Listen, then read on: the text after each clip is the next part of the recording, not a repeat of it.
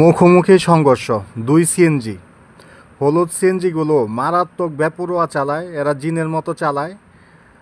দুই সিএনজি মুখোমুখি সংঘর্ষে এখানে আহত হয়েছে দু একজন এবং হাত পা ভেঙে গেছে।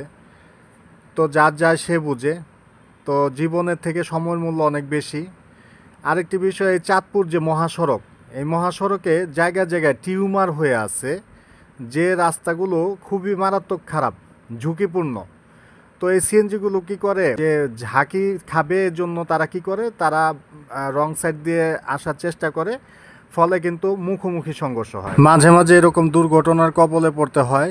তো চাঁদপুর মহাসড়কের যে টিউমারগুলো, এগুলো যদি ঠিক করা যেত এবং এই সিএনজি চালক যারা আছে এদের যদি ট্রেনিং দিয়ে সুন্দর করে রাস্তায় নামানো যেত, তাহলে হয়তো দুর্ঘটনা থেকে বাঁচা যেত।